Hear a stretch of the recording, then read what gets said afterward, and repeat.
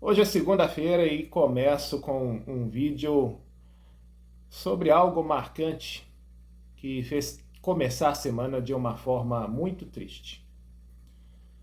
A gente vai vivendo a nossa vida normal até que a gente descobre um dia que existe um câncer. Existe um câncer e deve ser tratado. E aí, por mais que você se motiva a seguir em frente, não ligar tanto para certas coisas, você sabe que a vida não é mais a mesma. E os dias estão contados. Quantos? Não se sabe. Podem ser meses, alguns anos. Existem pessoas mostrando que superaram isso durante muito, muito tempo. E você se pergunta, por que são tão poucas essas exceções, né? Os mistérios da vida. Algumas pessoas realmente já tiveram episódios assim há 10, 20 anos atrás e estão bem por aí, né?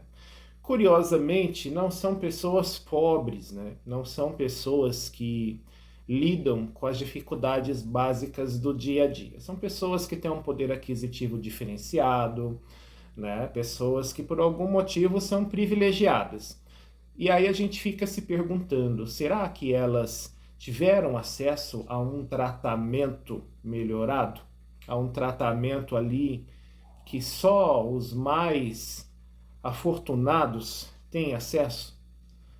E vem um paradoxo quando a gente lembra que outras pessoas populares conhecidas que também poderiam ter acesso a esse tipo de tratamento, elas acabaram, né, desvivendo porque não resistiram. Então a gente volta àquela etapa inicial de que é uma doença mortal, é uma doença letal, é uma doença que quando você sabe, você não tem como não pensar. Meus dias estão contados. A gente só não sabe precisar quanto é esse tempo.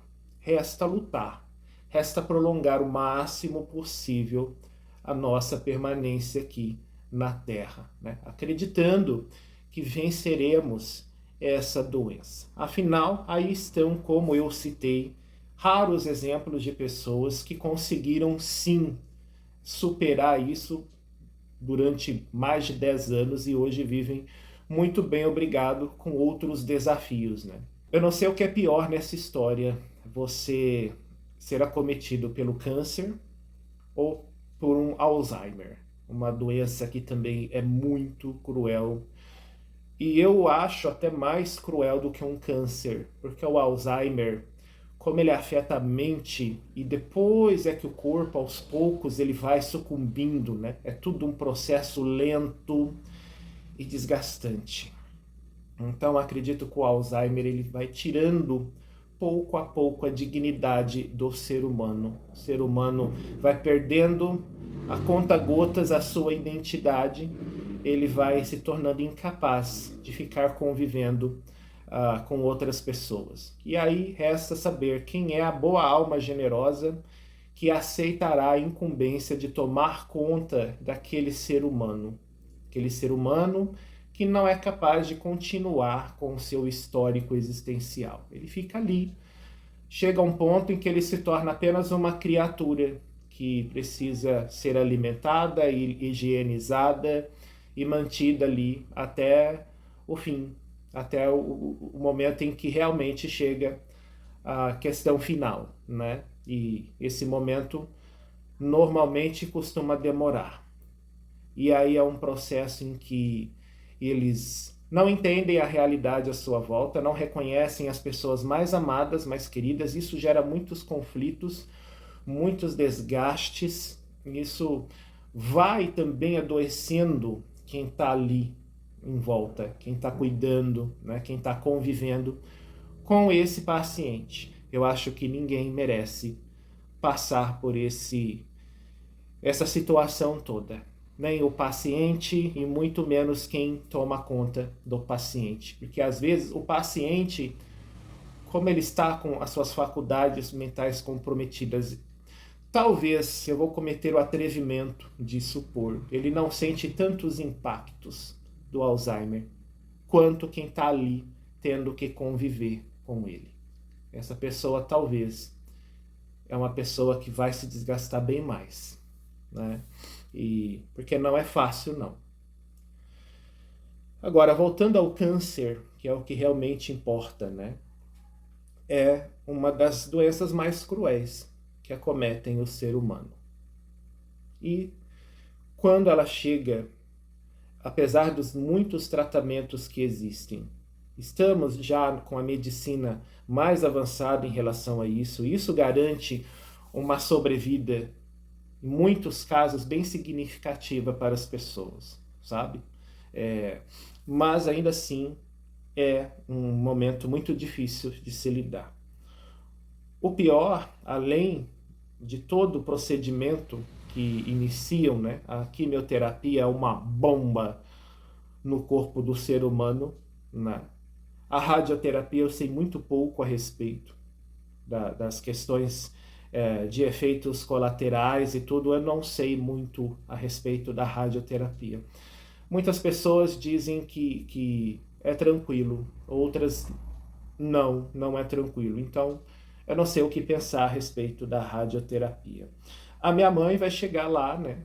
A minha mãe, algumas pessoas sabem, ela está passando por esse processo, já fez as químios todas programadas e agora se recupera delas, porque a primeira químio, belezinha, a segunda já não foi tão boa e as próximas, que foram várias, ela foi perdendo muito da força, ela foi perdendo muito as células de defesa do seu corpo, elas são facilmente comprometidas. Então você se torna uma pessoa muito vulnerável para muita coisa. Agora ela vai passar por um processo de radioterapia. O médico fala que é tranquilo, que não é nem perto do estrago que causa a químio, né? Agora, a gente sabe que os médicos, quando percebem o paciente muito resistente com essa ideia, eles fazem uma sensibilização ali para dar uma confiança, né, no paciente, para que ele continue o tratamento. Então existe todo um processo ali de incentivo, encorajamento, existe todo um trâmite ali para o paciente não desistir, para o paciente continuar, para o paciente seguir. Felizmente ela está melhor do que outras pessoas que tivemos conhecimento sobre isso, inclusive uma tia minha, né? Ela nem chegou a finalizar as quimioterapias, ela não aguentou. Então tem pessoas que realmente são muito propensas a não resistirem ao tratamento. E a minha mãe, ela conseguiu resistir e ela está bem, né? Apesar dessa coisa que eu falei da baixa imunidade, ela conseguiu lidar, né, certinho ali com toda a série de mal-estar que acometeu. As diarreias, a boca fica toda machucada, enfim, tem muita coisa que acontece por causa da quimioterapia. E ela conseguiu lidar bem com isso. É uma pessoa que foi forte, né? A maneira dela, ela adquiriu uma resistência física muito grande. Então isso colaborou muito para que agora que ela já está idosa, ela ficou uma idosa resistente. Então, para você ver como que na vida, às vezes, a gente olha aquela pessoa que não para, aquela pessoa que não desliga, aquela pessoa que está sempre entretida com alguma coisa, fazendo alguma coisa, até mesmo parece desgastante aquilo, e ela deveria ser um pouquinho mais quieta, sedentária, mas não é. Como que isso a longo prazo vai ser um benefício para ela? Porque ela adquirindo uma vida assim, sempre em movimento, sempre fazendo coisas, ela vai envelhecendo com uma resistência maior. E isso não é só mental, é física. Sabe? Se a pessoa leva um tombo, ela tem uma propensão maior a não quebrar nada, né? A não exigir aí um grande procedimento hospitalar para se recuperar. Por quê? Porque ela é mais resistente, ela é mais forte, então a recuperação é mais rápida, porque não houve um dano maior. E assim em relação também a essas questões de imunidade, né? O corpo fica mais resistente, tanto físico, muscular, quanto no próprio organismo também. É uma questão que a gente só vai ver lá na frente, a longo prazo. sabe? E aí as pessoas têm os seus segredos, né? Muitos apelam para a questão fitness, né? Aí vai nas academias e tem a tal da musculação, ou então os projetos aeróbicos e fica ali, né, nessa vida fitness, porque acha que a longo prazo vai ser bom e tal. Então, é uma coisa que a pessoa só vai saber depois. Outros não vão, né, para essa onda fitness, mas acaba adotando dietas, né? Ah, eu deixo o açúcar, eu deixo os processados, eu deixo a gordura, eu deixo tudo, né? Praticamente a pessoa, quase que ela vive de fotossíntese. E aí, a longo prazo, é que ela vai ver se isso vai ser bom para ela ou não. No caso da minha mãe, não foi nada disso. Nem academia, nem dietas, porque a gente que sempre foi muito pobre, né? A gente não pode abrir mão do que a gente pode comer. Então, sim, tem salsicha, sim, tem mortadela, sim, tem presunto, sim, tem linguiça, sim, porque é o que dá para comprar, é o que a gente pode comer. Então sempre foi desse jeito, mas também tinha outras coisas, né? Tinha sempre arroz, feijão, sempre o macarrão, sempre tinha uma carne, nem que fosse apenas ao final de semana. Hoje em dia a gente come com mais frequência, né? Hoje em dia dá para comer quase todo dia um pedacinho de carne, mas antigamente era final de semana. Durante a semana a gente se virava com os processados. Então, o que eu quero dizer é que no caso da minha mãe, o que fez a diferença na resistência dela, na verdade, primeiro, foi a mente focada em coisas. Né? Uma mente que não descansa, uma mente que está sempre se envolvendo ali com alguma coisa sobre a vida de alguém. Né? E aí vem acompanhado do corpo. O corpo que vê que precisa limpar, precisa fazer isso, precisa fazer aquilo, então se entretém muito com a casa, a limpeza, o que tem que ser feito, mas também vai andar, sabe? Vai no mercado, vai no varejão, vai aqui, vai ali. E nessa brincadeira de ficar andando para mercado e varejão, a pessoa se movimenta, a pessoa se mexe, sabe? A pessoa faz ali um exercício. Não é o exercício recomendado por professores de academia, por exemplo, sabe? Por médicos, autores, especialistas e o diabo a quatro. Não é, mas a pessoa está em movimento. Às vezes até pegando peso, como as sacolinhas de supermercado, sabe? E aí isso colabora para a resistência da pessoa. Faz com que a pessoa chegue numa velhice em que ela está melhor do que as outras. Acho que no caso da minha mãe, ocorreu um pouco disso.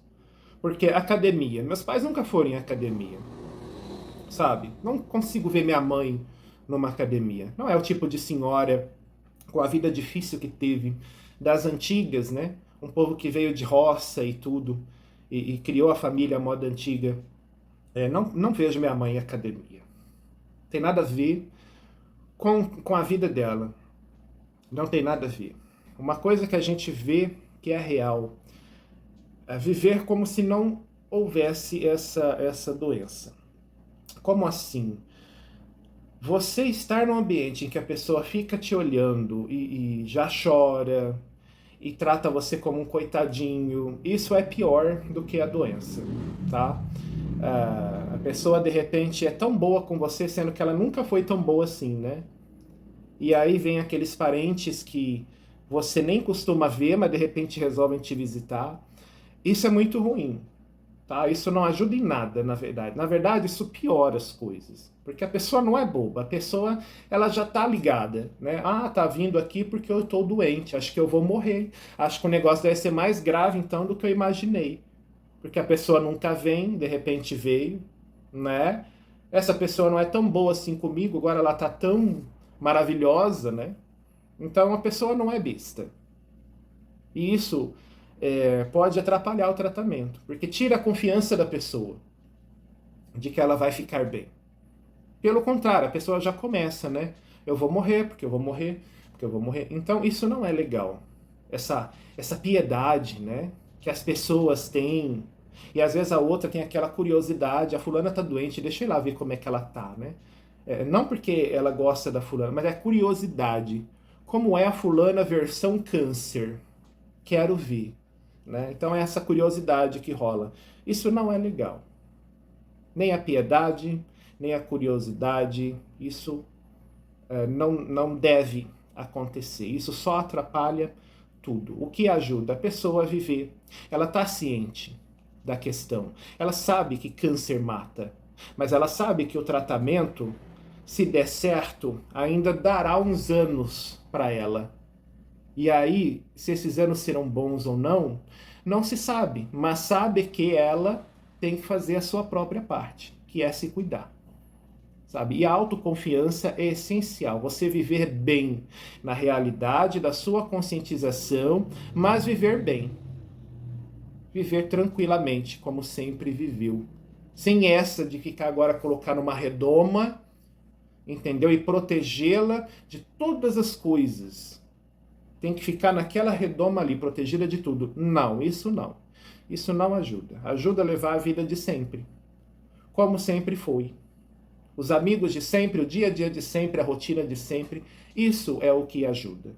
Isso é que vai fazer a pessoa ter maior confiança e maior bem-estar em aderir ao seu tratamento. É isso que eu vejo por aqui.